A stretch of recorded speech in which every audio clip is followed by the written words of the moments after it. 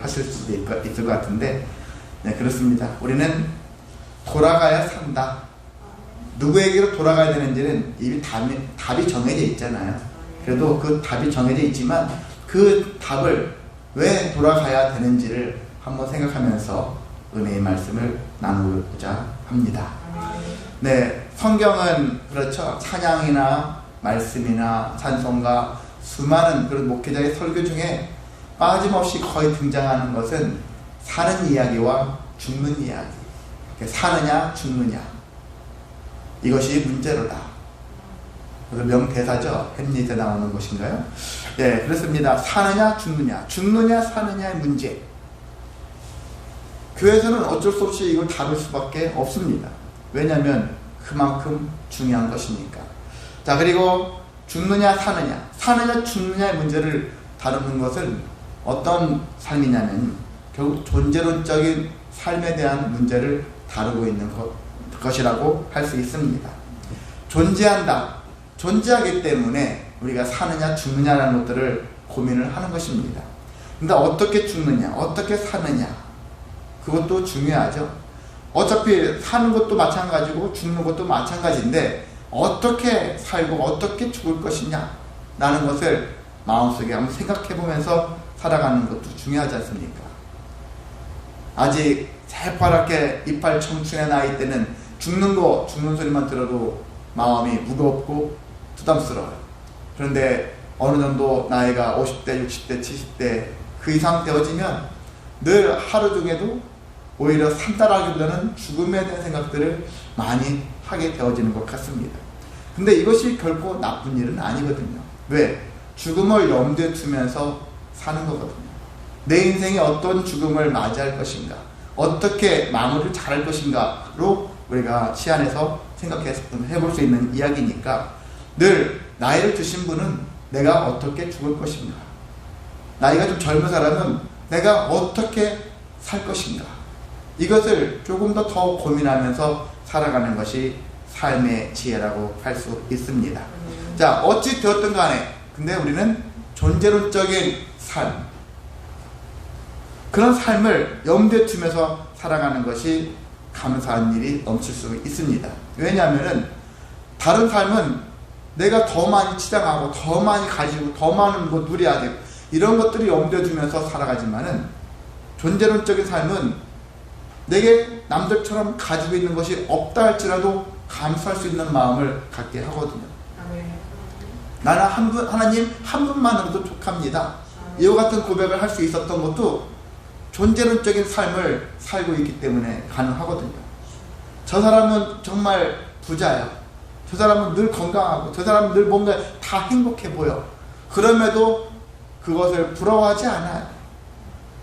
나는 그래도 내 안에서 감사합니다. 그럼에도 불구하고 나는 감사합니다. 할 수 있었던 이유는 존재론적으로 내가 하나님의 백성이기 때문에, 하나님 나한테는 더 중요한 분이 내 부모님 같은 존재이고 나는 그 안에 거하기 때문에 나는 존재할 수 있었고 감사할 수 있다 라고 고백하는 것, 그것이야말로 우리에게 가장 성도로서 기본적 베이스로 깔고 가야 될 태도라고 볼 수 있습니다.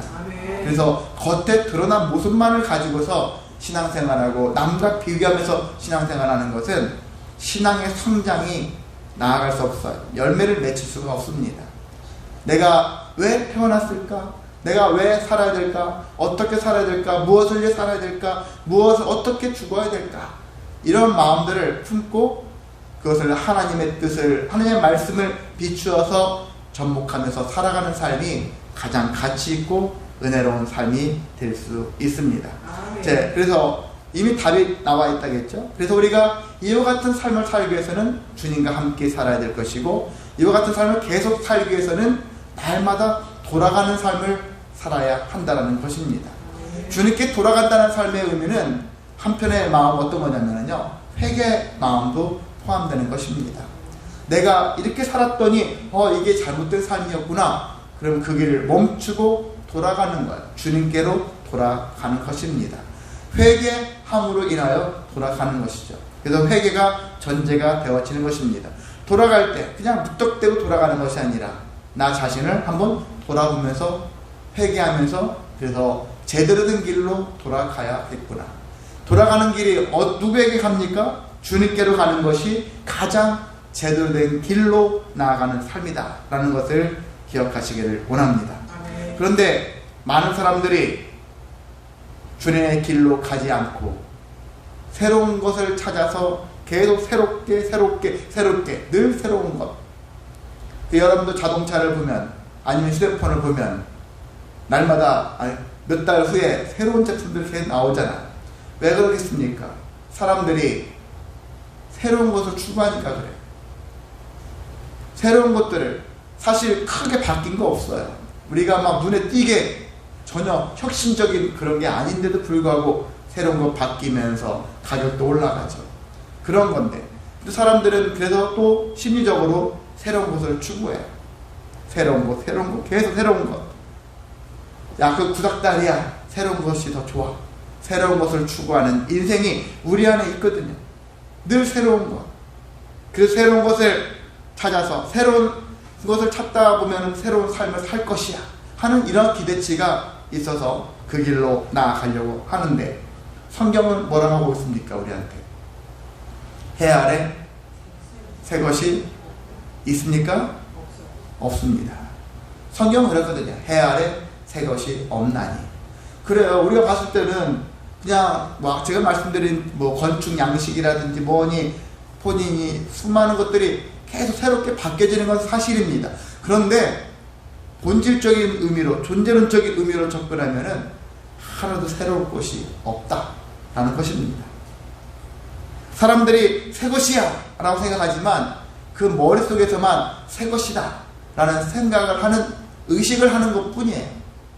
명백하게는 새 것이 없다라는 것입니다. 그 사람들은 그럼에도 불구하고 계속 새로운 환경을 만들어내기 위해서 몸부림쳐요. 부지런히 노력합니다. 그래서 더 많이 새로운 것들을 만들어내는 사람이 흔히 세상에서 성공한 사람이고 그 사람이 부와 명예를 권세를 누리는 경우를 많이 볼 수 있습니다. 그런데 그것이 때론 필요할 수 있겠지만 전체적으로 봤을 때 새로운 것만을 추구하면서 살아가는 삶들의 그 결과를 본다면 과연 결과는 어떨까? 오늘 본문에 있는 말씀 속에서 답을 찾아가도록 하겠습니다. 네, 둘째 아들이 있었습니다. 그 둘째 아들은 아버지와 함께 살았어요. 그런데 아버지 밑에 살다 보니까 새로울 게 없어요. 해마다 해가 계속 바뀌지만 반복되고 되풀이되어져요. 한마디로 봄에는 씨를 뿌리고 여름에는 여러가지 병충해 이런 것들을 관리하고 농작물 관리하면서 가을에는 추수하면서 겨울에는 그걸로 잘 따뜻하게 배불리 먹고 지내는 삶, 어떻게 보면 그냥 매일 일상을 보내는 것 같아요. 아무것도 새로운 것이 없는 그런 인생을 계속 반복해서 살아가는데 이건 아닌 것 같아. 이 집을 떠나볼까? 새로운 곳에 가면 새로운 역사가 이루어질 수 있겠지. 새로운 환경에 거하면 내가 새 인생을 살아갈 수 있을 것 같은데. 그래서 아버지에게 때를 씁니다. 아버지, 내 몫으로 유산을 주실 것이죠? 근데 미리 주시면 안 될까요? 미리 주세요. 아버지한테 때를 쓰고 결국 아버지한테 받아냅니다. 그리고 재산을 정리하죠. 돈으로 바꿨다는 얘기겠죠. 그러면서 결국 아버지가 주신 자기에게 주신 자기의 몫이라 하지만 그 몫을 가지고서 떠나요. 그 새로운 곳에 가면 새로운 친구들을 이제 만났습니다. 좋아요. 지금과 같은 전에 같은 삶이 아니라 새로운 인생이 막 펼쳐지는 인생 좋습니다. 새로운 친구, 새로운 문화 속에 자기가 막 거하면서 새 인생이 펼쳐지는 삶. 비로소 제대로 된 인생을 살아가고 있구나. 그렇게 생각을 했다는 얘기죠. 그런데 이 사람이 새로운 것에 집착하면 집착할수록 어떤 인생을 살게 되어지냐면은 진짜의 삶에서 점점 멀어져가는 삶을 살게 된다는 것이죠. 자, 먼 나라에서 새로운 세계에서 살고 있는데 새 인생을 살고 있는데 근데 그 사람이 그곳에서 뭐 집을 떠나는 것이 무조건 나쁘다는 얘기는 아니에요. 근데 떠났는데 그 많은 재산을 계속 허랑방탕하게, 성경에 보면 허랑방탕하게 사용한 거예요. 낭비했다. 허랑방탕, 쉬운 말은 아니죠. 언행이 허황되고 착실하지 못하며 주색에 빠져 행실이 추저분하다. 저축하지 않고 무절제하며 경솔하고 비도덕적이며 낭비벽이 심한 상태가 허랑방탕이다. 그렇게 하고 있는데 이 둘째 아들이 아버지한테 받은 돈을 한마디로 다 써버린 거예요. 낭비해 버렸습니다. 여러분, 돈 떨어지면 가장 먼저 누가 또 떨어질까요? 네, 나랑 함께 했던 친구들이 떠나가요. 돈이 떨어지면 친구들부터 떠나죠. 돈이 생기면 누가 제일 먼저 붙어요? 친구랑 하는데 그 친구랑 할 수 없는 친구, 돈을 보고 붙는 친구들. 그래요. 그래서 돈에 의해서 사람이 붙고 돈에 의해서 사람이 떨어지고 그렇게 되어지거든요. 그래서 여러분, 돈으로 사람을 사귀는 것을 안 해야 돼요. 사람이 친구가 없다고 할지라도 돈을 자랑하면서 돈이 있다는 것들을 사람들을 알려서 나한테 붙게 만드는 거 하면 안 돼요. 내 돈이 사라지는 순간 그들은 안개와 같이 사라져요. 정말 희한하게 그렇게 사라집니다. 그러니까 우리에게는 돈 관리하는 것도 중요합니다. 돈 버는 것도 중요하고 돈을 관리하는 것도 중요한 거예요. 벌었으니까 때로는 이렇게 아버지한테 유산을 한꺼번에 받아가지고 얼마나 많습니까? 없어질 줄은 모르고 막 쓰는 거예요. 어떤 사람도 그렇습니다. 뭐 로또가 됐는데 외부의 얘기를 들어보다 보면 우리가 생각할 상상도 할 수 없을 정도의 엄청난 돈인데 몇 년, 몇십 년 지났는데 부도 나가지고 감옥에 가 있대요. 그런 사람들도 존재하는 것을 볼 수 있습니다. 그만큼 우리는 허랑방탕한 인생을 살아갈 수도 있다는 거예요. 새로운 것을 찾아서 나아갔는데 결과는 허랑방탕한 인생을 살면서 인생을 낭비하는, 내가 가지고 있는 모든 재산까지도 낭비하는 그런 낭비의 인생을 살아갈 수 있었다는 것입니다. 자, 그런데 이 사람은, 이 아들은 허랑방탕하고 모든 것들이 다 없어진 다음에, 사람들까지 다 떠난 다음에 나 혼자 남았었을 때 비로소 깨달았던 거예요. 새로운 삶은 새로운 환경이 아니라 내 자신이 새로워질 때 비로소 새로운 인생을 살 수 있다는 것. 그것을 비로소 깨달았어요. 모든 것들이 다 사라진 다음에. 그래서 여러분은 지혜로운 사람이 되어야 한다는 것이 여기 있는 사람처럼 다 없어진 다음에, 다 잃고 난 다음에 그제서야 깨닫는 그런 삶을 살면 안 되는 거죠. 목사가 설교를 왜 합니까? 수많은 사람들이 좋은 얘기들을 왜 합니까? 교훈을 주기 위해서. 그런 사람들이 있는데 여러분도 그런 상황이 되어진다면 그것을 추구하지 마시고 그렇게 살지 마십시오. 미리부터 준비하고 살아가라는 얘기죠. 똑같이 반복해서 하는 것은 의미가 없지 않습니까? 부모가 잘못 살았다면 자식은 부모를 보면서 내가 저렇게 살면 안 되겠구나 배워야 되는 것이죠. 선배가 잘못됐다면 후배로서 내가 그렇게 살면 안 되겠구나, 그렇게 하면 안 되겠구나, 반복된 삶을 살면 안 되는 얘기죠. 그런 것처럼 새로운 환경을 추구하면서 새 인생을 살기로 작정했지만, 새로운 환경을 추구했지만 새로울 게 없다라는 거예요. 가장 중요한 것은 내 자신이 바뀌어지는 것이다. 내 자신이 새로워졌을 때 진정한 새로운 인생이 펼쳐진다는 사실입니다. 이건 저의 고백이기도 하거든요. 여러분도 이미 그런 고백의 삶을 살고 있을지 모르겠습니다. 내 자신이 바뀌어지니까 인생이 달리 보여져요. 정말 바뀌어진 인생처럼 보여지거든요. 주변에는 하나 바뀌어진 것 없는데 내 마음 바뀌어지니까, 내 생각이 바뀌어지니까 전에 없었던 마음들에 활력이 생겨지고 기쁨이 있고 소망이 있고 즐거움이 생겨진다는 얘기거든요. 그런 일들. 그러니까 여러분이 주변 상황을 바꾸려고 애를 쓰기보다는 나를 바꾸는 게 가장 힘든 것 같은데 가장 쉬운 일이다. 그렇지 않습니까? 자녀 입장에서 부모님을 바꾸려고 막 몸부림쳐요. 근데 부모님이 쉽게 바뀝니까? 안 바뀌어요. 누가 바뀌면 쉽습니까? 내가 바뀌면 돼요. 부모님을 대할 마음가짐을 내가 바꾸면 돼요. 대신 조심할 것은 악하게 바뀌라는 것이 아니에요. 선하게 바뀌어져라. 내 자신이 선하게 바뀌어지는 거예요. 환경은 더 안 좋은데, 나를 힘들게 하는데, 그럼에도 내 자신을 자꾸 선하게 바꿔나가는 삶. 그렇게 했었을 때 진정한 새로운 삶, 선한 삶이 펼쳐질 수가 있는 것입니다. 자, 다 읽고 나니까 더 이상 새로울 것이 없었던 이 상황 속에서 둘째 아들은 그나마 선한 마음을 가졌어요. 왜 이런 마음을 가졌을까? 이것도 중요합니다. 왜? 그에게는 선한 아버지 밑에 있었었잖아요. 한때 선한 아버지 밑에 있었었는데 좀 나쁜 마음을 품었어요. 저기 가면 새 인생을 살 것이다 생각하고서 아버지의 마음보다는 자기의 이기적인 마음, 자기 중심적인 생각을 가지고서 떠났는데, 문제가 생기고 나니까 다시 무엇으로 돌아갔냐면 아버지의 마음을 생각하게 되어지는 거예요. 그래서 아버지가 저렇게 했구나. 그래서 아버지가 이렇게 하셨구나. 내가 봤을 때 답답한데, 그런데도 아버지는 왜 저 인생을 사셨을까? 저것이 옳으니까. 그래서 내가 할 수 있는 일이 뭘까? 아버지께로 돌아가야 되겠구나. 이 생각을 하는 거예요. 옳은 길로 가야 되겠구나. 이 마음을 품었다라는 것입니다. 그래서 자기가 깨달은 것은 여기 18절에는 내가 하늘과 아버지께 죄를 지었사오니, 깨달은 아버지께 돌아가기 전에 생각하게 된 것이 내가 죄인이다라는 거예요.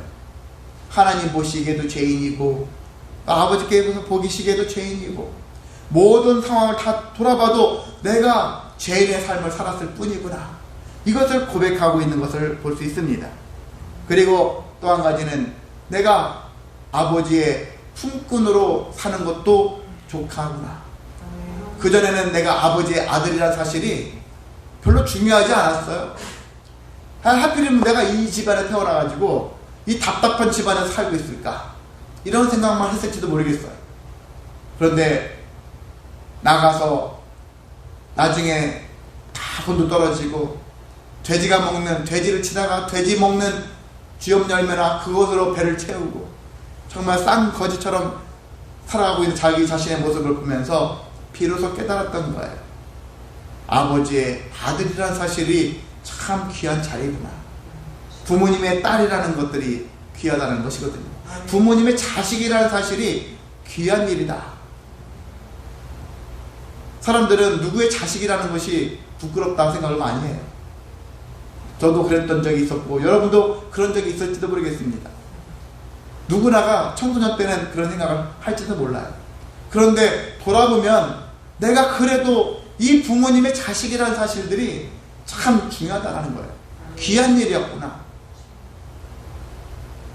이 아들은 그걸 깨달았던 것입니다. 그렇게 깨닫다 보니까 아들의 지위가 그냥 부여한 것 같이 그냥 자연스럽게 태어나가지고 그 집에 아들 됐으니까 그렇게 생각 들었지만은, 이 아들의 위치가 엄청 중요한 것이, 귀한 것이기 때문에 내가 돌아가면 아버지, 다시 나를 아버지 아들로 받아주세요, 이런 말을 못 하겠는 거예요.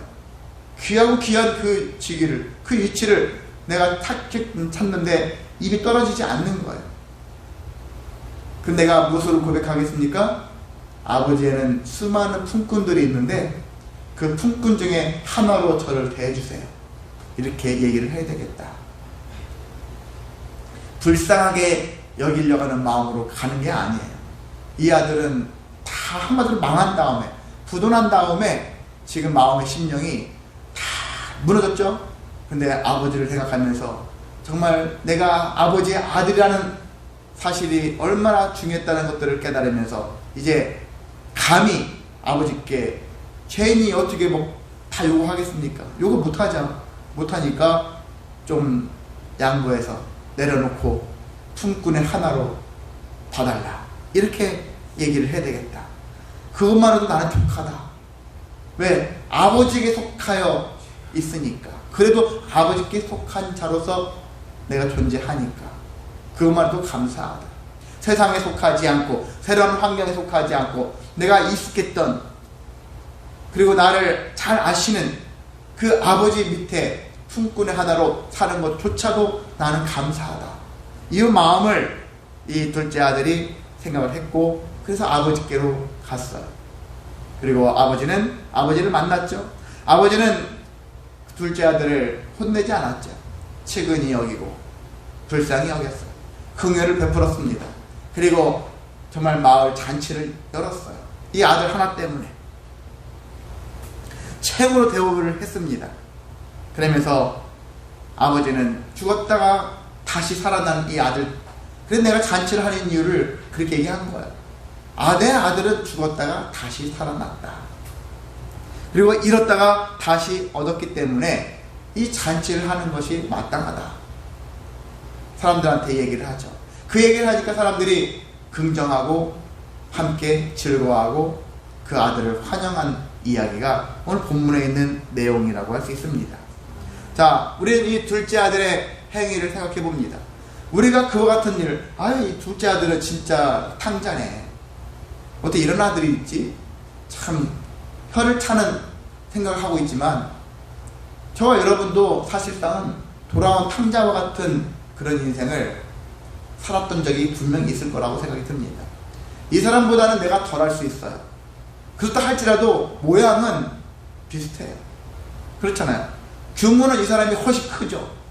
아버지께 많은 재산의 절반을 자기가 다 써버리고 낭비하고 돌아왔으니까 아주 큰 죄인같이 느껴지나, 하나님은 큰 죄인 작은 죄인 따지는 분이 아니에요. 저희도 이런 비슷한 일을 했다면 저희도 죄인이에요. 하나님은 죄가 있다 없다 그걸로 우리를 바라보시는 분이니까. 우리도 분명히 돌아온 탕자와 같은 인생을 살은 적이 있었고 앞으로 살지도 모르겠습니다. 근데 중요한 것은 그런 일이 발생했을 때 중요한 것은 그게 중요한 것이 아니라 돌아가는 게 중요하다. 그런 일이 생길 때마다 내가 그런 일이 이 상황이 지금 탕자와 같은 내가 위치에 처해 있구나, 그 생각이 드는 순간 빨리 아버지께로 돌아가자. 빨리 가자. 최대한 빨리 가자. 왜? 빨리 갈수록 빨리 회복되어지니까. 회복을 기대한다면 빨리 가는 거예요. 다시 지혜를 되찾고 싶으면 빨리 돌아가는 것입니다. 빨리 돌아간다는 의미에는 아버지의 마음을 가지고 가는 거예요. 그냥 가는 게 아닙니다. 빨리 나라도 빨리 회복해야 돼. 아버지는 중요하지 않아.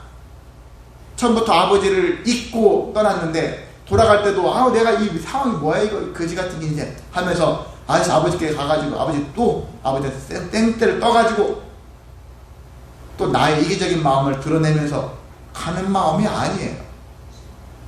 다 내려놓고 또 내려놓고 아버지가 어떤 마음으로 우리를 키웠으며 어떤 마음으로 우리가 살아가기를 원하시는지 그 아버지의 마음을 가지고 돌아간다는 사실입니다. 저와 여러분도 그와 같은 인생 되어지시기를 소망합니다. 그냥 아버지께 교회 왔을 때 그냥 가는 게 아니에요. 오늘도 하나님께 생떼를 부려가지고 내가 지금 이러한 문제가 있는데 해결되게 해달라고 해야지. 그런 마음으로 가는 건 아니에요. 아버지의 마음을 알게 하소서. 아버지의 마음을 알고 아버지의 마음에 합당한 태도를 가지고 나아갈 수 있는 마음, 이것이 중요합니다.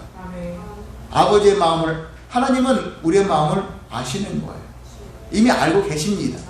그렇기 때문에 우리가 어떻게 보면 생떼를 부릴 필요가 없어요. 악을 쓰면서 부르짖는 거 사실 가끔 성경에서 부르짖어라 라고 하고 있지만 부르짖지 않아도 하나님은 다 알고 계십니다. 그래서 부르짖을 수 있으면 부르짖어야 되겠죠. 근데 더 중요한 것은 하나님의 마음을 아는 거예요. 아버지의 마음을 알고 아버지의 마음에 합한 간구를 하는 거예요. 부르짖어도 아버지 생각 없이 내 생각만 주장하면서 막 부르짖는 경우 있잖아요. 여러분들 부모 자식 간에 막 관계에서 이거 좀 해주세요, 저거 좀 해주세요, 자식 입장에서 하잖아요. 부모의 마음을 생각도 고려도 안 하고 자식 입장에서만 막 때를 쓰는 경우 있지 않습니까? 근데 어떤 자녀는 부모의 마음을 알아요. 알려고 노력하면서 고백하는 것이죠. 부르짖어요. 부모의 마음을 알고서 부르짖는 사람은 사실 하나님께서 다 들어주실 만한 것들을 고백합니다. 말도 안 되는 것을 부르짖는 건 아니에요. 어거지 쓰는 것이 아니에요. 정말 하나님의 뜻에 합당한 고백을 할 수밖에 없어요. 이렇게 되어지시기를 소망합니다. 자, 이것으로 모든 게 끝났느냐? 그러면 뭔가가 아쉽죠. 왜? 이 본문, 예수님이 이 비유를 하신 이유가 있거든요. 둘째 아들 이야기를 하기 위해서 하셨을까? 그렇지 않습니다. 둘째 아들이 있다면 몇째 아들이 있을까요? 네, 첫째 아들이 있습니다. 참 여러분 똑똑하십니다. 첫째 아들이 있어요. 첫째 아들. 이 첫째 아들 이야기를 하시기 위해서 둘째 아들 이야기를 꺼내신 거거든요. 그럼 첫째 아들이 무엇이길래? 먼저 말씀드린다면 예수님이 첫째 아들은 바리새인 서기관들 이런 사람들이고, 둘째 아들은 예수님이 주로 가깝게 지내는 사람들이 죄인과 세리와 또 창녀들 이런 사람들과 예수님이 친하게 지내는 것에 대해서 바리새인들이, 종교 지도자들이 예수님한테 뭐라 했거든요.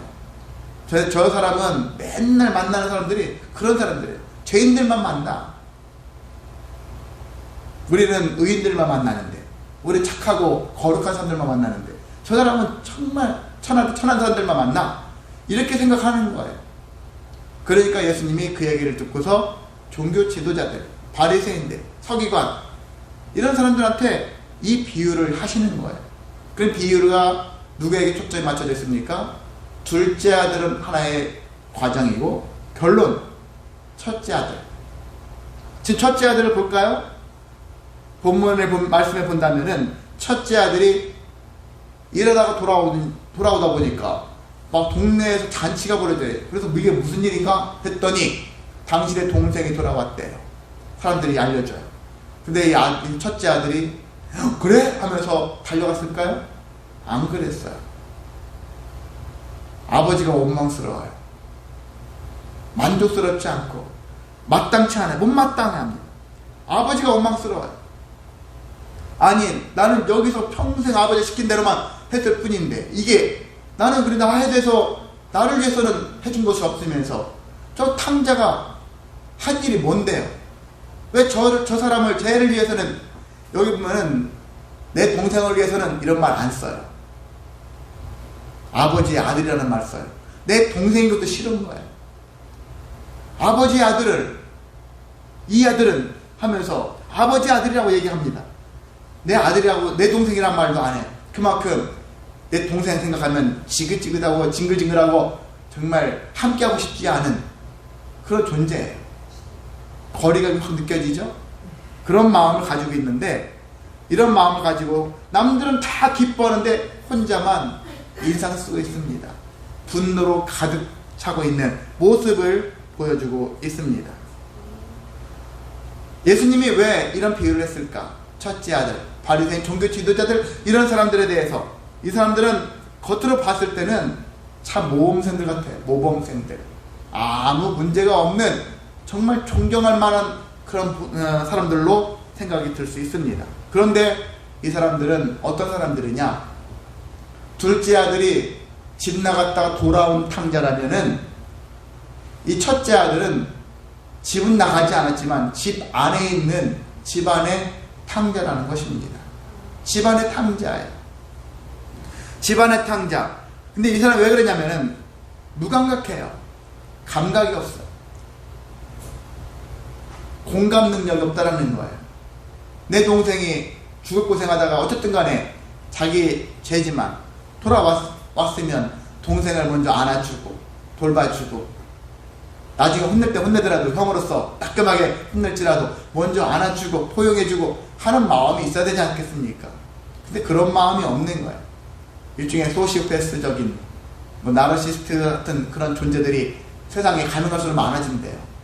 후천적으로 이기적이고 개인적이고 남들과 공감하지 않고 자기만 주장하고 자기 생각이 더 중요한 그런 사람들이 갈수록 많아져서 이기적인 사람들이 훨씬 많거든요.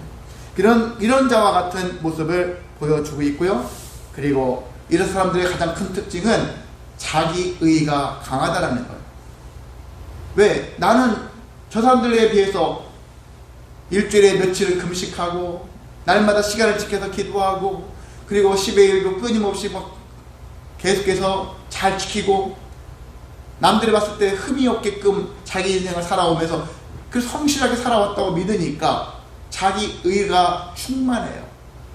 그러니까 그 사람들이 할 수 있는 것은 다른 사람들을 비난하는 거예요. 비판하는 것입니다. 비판을 떠나서 비난까지 해요. 비난. 너 인생 그따위로 살지 마. 이런 얘기들이 그냥 마구 그 입에서 쏟아지는 거예요. 자기는 잘하고 있다 생각하니까. 근데 한편으로는 보십시오. 자기 의가 강해질수록 무엇이 없어지냐면 아버지의 마음을 헤아리는 마음이 없어져요. 야, 아버지도 필요 없어요. 이제 내 뜻이 더 중요한 거지. 나도 잘하고 있잖아요. 그리고 내가 하는 거, 내가 하는 생각, 내가 하고자 하는 행동, 모든 것들이 다 선한데 아버지의 마음이 뭐 더 필요하겠습니까? 아버지 필요 없고요. 그냥 내 마음대로 할 거예요. 내가 하는 일이 곧 선이니까. 이런 생각을 가지고 살아가게 되어집니다. 그리고 이들은 아버지, 그 성경에 보니까 이렇게 되어 있네? 그러면서 말씀대로 하긴 해요. 그런데 그것이 기쁨을 하는 게 아니에요. 아버지의 마음을 충분히 알고 아버지의 의도를 알고 계획을 알고 뜻을 알면서 하는 행위가 아니라 그냥 이렇게 되어 있으니까 그냥 하는 거예요. 의무적으로 합니다. 여러분도 예배, 주일이네? 그냥 주일이니까 가야 되네. 안 가면 여러 소리 들을 수도 있고. 의무로 오면 안 되는 것이죠. 즐거움으로 아버지의 마음을 계속 이해하고 받아들이고 뜻을 알고 그러기 위해서 아버지께 나아가는 것이죠. 근데 이 첫째 아들이 그렇게 하지 않았다는 거예요. 그래서 더 심각한 사람들이다. 문제가 많다. 더 위험한 사람들이다. 왜 그러느냐? 주님께 돌아갈 일이 거의 없는 사람들이기 때문이다. 자기들이 죄인이라는 생각을 안 하거든요. 죄인이라는 생각을 해야지 주님께 돌아갈 기회를 얻지 않습니까? 둘째 아들은 망하고 나서야 자기가 죄인이라는 사실을 알았지 않습니까? 죄인이라는 사실을 알으니까 부모님께로 다시 돌아가서 죄를 용서받고 다시 회복하기를 원하는 마음들이 생겼다는 거예요. 그래, 세리들, 사람들이 죄인이야. 그렇죠? 그리고 여러 가지 많은 죄를 지은 사람들, 이런 사람들이 자기 죄인이라는 걸 알아요. 몸을 팔아 살아가는 사람도 그래요. 이것이 좋은 직업이 아니라는 걸 압니다. 그럼에도 불구하고 어쩔 수 없이 내가 일을 하고 있지만 그래서 늘 죄인 같은 마음을 가지고 살아요. 이런 마음을 가지고 있는 사람들이 그나마 주님께로 돌아갈 기회가 훨씬 많다는 얘기죠. 나는 내가 무슨 죄인이야? 이런 사람들은 주님께로 결코 안 갑니다. 그래서 예수님께서는 위험한 사람들은 둘째 아들의 삶을 살아가는 삶이 아니라 첫째 아들의 삶을 살아가는 삶이다 라고 얘기를 하고 있는 것입니다. 말씀을 정리하겠습니다. 우리는 새 것이다 라고 생각할 때 새 것 두 가지가 있죠. 환경이 새로워지는 것이 있고 내 자신이 새로워지는 것이 있다. 여러분은 무엇이 더 중요합니까? 새로운 환경들을 찾아요. 많은 사람들 새로운 환경을 찾아요. 이거 지금 이 환경 벗어나고 싶어. 그렇게 생각하지만 우리가 추구할 것은 그 환경은 그냥 놔두고요. 내 자신을 바꿔나가기 위해서 힘쓰라는 것입니다. 내 자신이 새로운 삶이 되어지기를, 새로운 인생을 살기 위해서 새로운 마인드를 가지기 위해서 힘쓰라는 것입니다. 그걸 주님과 함께 할 때 가능하다는 것이거든요. 주님 안에 함께 할 때 우리 계속 선하게 계속 새로워지는 인생을 살아갈 수 있습니다. 그리고 혹시 내 안에 내 의가 계속해서 성장하고 있다면 바리새인들처럼 나는 착한 사람이야, 나 같은 사람이 있으면 나오라게 이렇게 주장하는 사람이 그런 마음이 든다면은 그 마음을 버리고 아버지의 마음을 내가 쫓아야 되겠구나. 계속 아버지의 마음을 알기 위해서 몸부림치면은 바리새인들도 회개할 수 있어요. 모두 이 세상에 회개하지 못할 사람이 하나도 없어.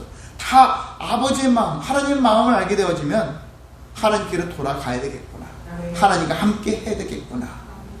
내가 아들의 지위, 자녀의 지위를 내가 얻지 못한다 할지라도, 품꾼으로서 있다 할지라도 거기가 훨씬 안전하고 거기가 훨씬 자유롭고 거기가 훨씬 풍족하다는 사실들을 알기 때문에 나는 그 길로 가야 되겠구나. 이와 같은 고백을 할 수가 있는 것입니다. 행여나 저와 여러분이 지금 어떤 욕구가 가득 차 있고 자기 의가 가득 차 있고 원망과 불평이 가득 차 있다면 속히 주님께로 돌아가시기를 원합니다. 돌아가기 위해서 몸부림치기를 원합니다. 그렇게 해야지 내 인생이 온전한 회복과 다시 충만함에 이를 수 있습니다. 그와 같은 인생 살아가는 저와 여러분 되시기를 주님의 이름으로 소망하고 축복합니다. 다 같이 일어서서 찬송가